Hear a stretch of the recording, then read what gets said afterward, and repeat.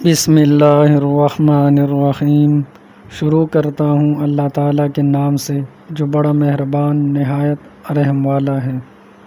قوم عاد ایک ایسی قوم تھی جو بڑے طاقتور تھے، 40 ہاتھ جتنا قد، 800 سے 900 سال کی عمر، نہ بوڑھے ہوتے، نہ بیمار ہوتے، نہ دانت ٹوٹتے، نہ نظر کمزور ہوتی، جوان تندرست متوانا رہتے، بس انہیں صرف موت آتی تھی اور کچھ نہیں ہوتا تھا۔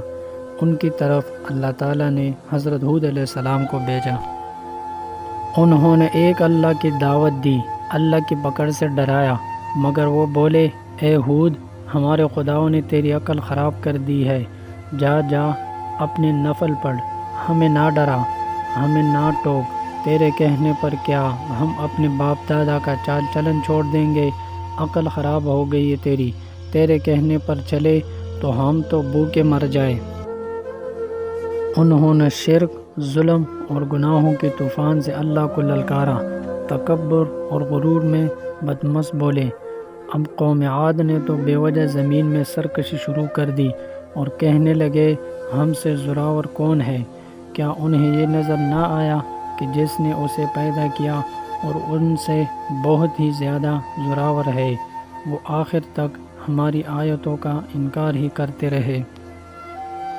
کوئی ہے ہم سے زیادہ طاقتور تو لاؤ نا، ہمیں کس سے ڈراتے ہو؟ اللہ نے قحط بھیجا، بھوک لگی، سارا غلہ کھا گئے، مال مویشی کھا گئے، حرام پر آ گئے، چوہے، بلی، کتے کھا گئے، سانپ کھا گئے، درخت گرا کر اس کے پتے کھا گئے۔ بھوک نہ مٹی، نہ بارش ہوئی، نہ قطرہ گرا، نہ غلہ اگا۔ پھر تنگ آ کر اپنا ایک وفد بیت اللہ بھیجا۔ ان کا دستور تھا جب مصیبت آتی تو اوپر والے کو پکار اٹھتے، جب دور ہو جاتی تو اپنے بتوں کو پوجنے لگتے۔ بیت اللہ وفد گیا اور کہا کہ ہمارے لیے اللہ سے دعا کرو کہ بارش برسائے۔ اللہ نے 3 بادل پیش کیے، کالا، سفید، سرخ۔ اللہ نے فرمایا، ان میں سے ایک کا انتخاب کرو۔ انہوں نے آپس میں مشورہ کیا کہ سرخ میں تو ہوا ہوتی ہے، سفید خالی ہوتا ہے، کالے میں پانی ہوتا ہے، کالا مانگو۔ اللہ تعالیٰ نے کہا، واپس پہنچو، بادل بھیجتا ہوں۔ وہ خوشی خوشی واپس آئے، سب لوگ ایک میدان میں جمع ہوئے، بادل آیا اور ناچنے لگے کہ اب بارش ہوگی، قحط مٹے گا، کھانے کو ملے گا۔ کیا پتا تھا کہ وہ بارش نہیں، اللہ کا عذاب ہے جو تم ہود سے کہتے تھے کہ لے آ، جس سے ہم کو ڈراتا ہے۔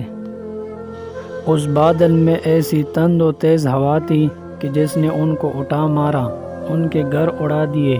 40 ہاتھ کے قد اور لوگ تنکوں کی طرح اڑ رہے تھے۔ ہوا ان کے سروں کو ٹکراتی تھی، اتنی زور سے ٹکراتی کہ ان کے بیجے نکل کر منہ پر لٹک گئے۔ بعض لوگ بھاگ کر غار میں گھس گئے کہ یہاں تو ہوا نہیں آ سکتی مگر میرے رب کا حکم ہو کر رہتا ہے۔ ہوا غار میں بگولے کی طرف داخل ہوتی اور ان کو باہر اٹھا کر پھینک دیتی۔ اللہ نے فرمایا، فَهَلْ تَرَىٰ مِن بَاقِیَةٍ، کیا کوئی بچا ہے؟ اللہ تعالیٰ نے ان کو ہلاک کر کے دکھایا کہ جب تم اللہ کی، اس کے رسول کی نافرمانی کرو گے، اللہ تم پر ایسی جگہ سے عذاب بھیجے گا جہاں سے گمان بھی نہ ہوگا۔ جو گناہ قوم عاد نے کیا، کیا ہم وہ نہیں کر رہے؟ کیا ہم اللہ کی حدوں کو پار نہیں کر گئے؟ کیا ہم نے اللہ کو اپنی نافرمانی سے نہیں للکارا ہوا ہے؟ توبہ کرو، اللہ سے ڈرو، نماز پڑھو، قرآن پڑھو۔ جن گناہوں کو ہم معمولی سمجھتے ہیں، اللہ نے ان گناہوں پر پوری قوم زمین بوس کر دی ہے۔